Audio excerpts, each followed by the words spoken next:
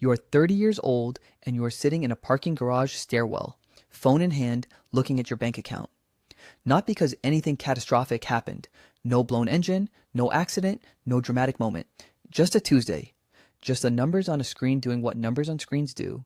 Sitting there, quietly, being true. And somewhere between the checking balance and the credit card summary, something clicks. A thought so small it almost disappears before you can catch it. You think, I am tired of this car, which is insane. Because 5 years ago, you would have driven off a cliff for this car. So let's go back. Let's go back to 25, because that's where this actually starts, why it felt inevitable. At 25, buying the dream car doesn't feel like a financial decision. It feels like a conclusion, like something you have been building toward your entire life. You had the poster or the screensaver or the specific memory of watching one pull out of a gas station when you were 11 years old and feeling something shift in your chest. By the time you're sitting across from the finance manager, it has stopped being about the car entirely. It is about who you are becoming. The car is just proof. It is the physical, drivable, 455 horsepower evidence that you made it. That the version of you who struggled and worked and waited is finally actually real. Status plays a role too, though nobody says that out loud. You say things like, I've earned this and I worked hard for it, which are both true and also slightly beside the point. The point is that the car means something. And when something means that much, you stop asking whether it's a good idea.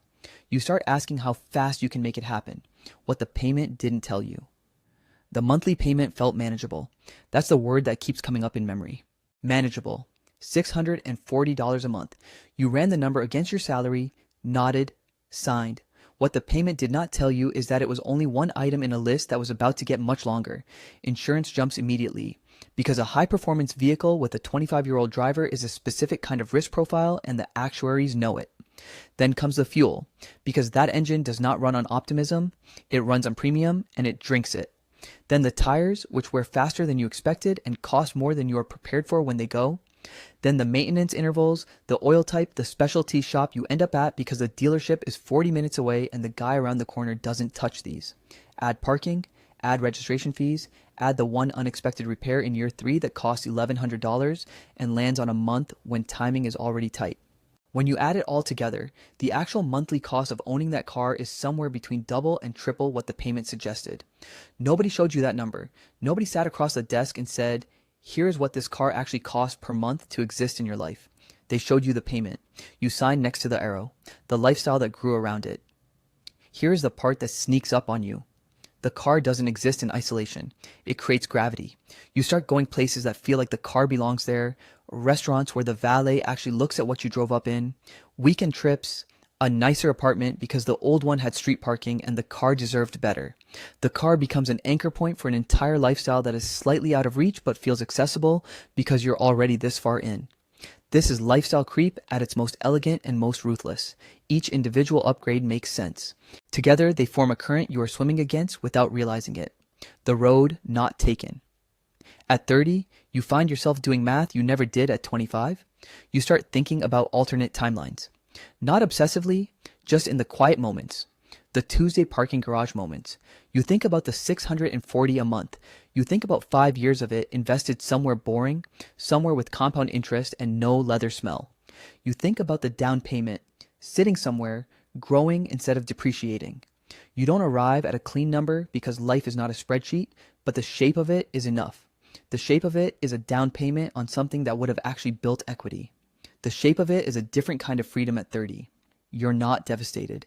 You are just aware, for the first time with real clarity, that every financial decision is a trade, and you made yours at 25 with your heart instead of your eyes open. How financing hides the trap. The financing terms felt generous. Low monthly payment, reasonable rate, you didn't even push back that hard because the number was manageable. Remember, but what long-term financing actually does is smooth out a cost that is too high and make it feel proportionate. It locks you in. It reduces your flexibility for years in a way that feels abstract at signing and very concrete. When something in your life shifts, a job change, a relationship, a city, an opportunity that requires capital you don't have because it's wrapped around an asset that has lost a third of its value while you were driving it. The car doesn't have to break down to cost you. It costs you in options, in things you couldn't say yes to because you were already committed. How pride becomes resentment. The emotional arc is so specific it almost feels scripted. Year 1 is pure pride. You wash it yourself, on weekends, in the driveway, because taking it somewhere feels wrong. Year 2 is still good, still a hit of something warm every time you get in.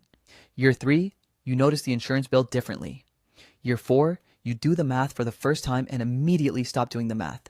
Year 5, you are in a parking garage stairwell on a Tuesday looking at your phone, feeling something you don't have a clean word for. Not regret exactly. More like awareness, like finally seeing the full picture of a decision you made when you could only see one corner of it. The car is still beautiful. It still sounds like something serious when you turn it over, but it no longer feels like an extension of who you are.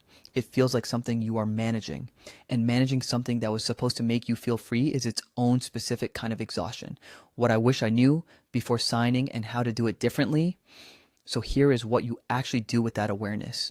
Not the awareness you have at 30 in a parking garage, which is too late to be useful in the way you need it.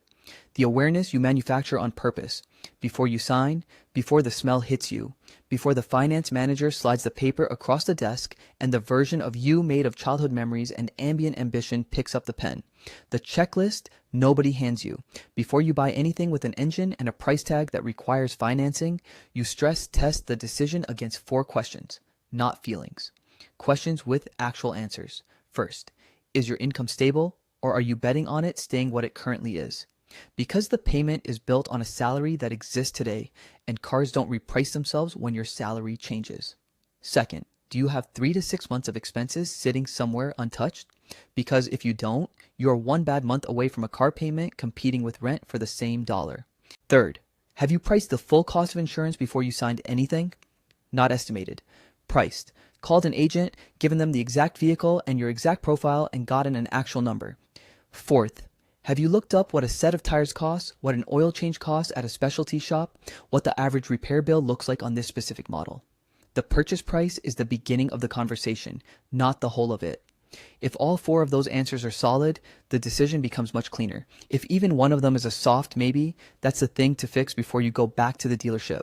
The rule that keeps it from becoming a trap, there is a version of this rule that gets quoted everywhere and is slightly too blunt to be useful, so here is the more nuanced form. Your total car costs, payment, insurance, fuel, maintenance, all of it should not exceed 15% of your monthly take home, not your gross salary, what actually lands in your account. And if the real number is above that, you are not buying a car, you are buying a financial constraint and getting a car as a bonus. There is also a simpler heuristic for the purchase price itself. Keep it at or below half your annual take-home income. A car that costs more than that starts requiring your financial life to organize itself around the car, instead of the car fitting into a financial life that is already working. Neither of these rules kills the dream. They shape it into something that doesn't eventually exhaust you. How to pick a car that stays fun. The cars that stay fun are not always the most expensive ones.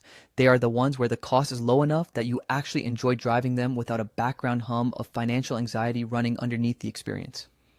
A car you can afford completely, insurance, maintenance, payment, without it requiring you to hold your breath, is a car you will still love in year 4.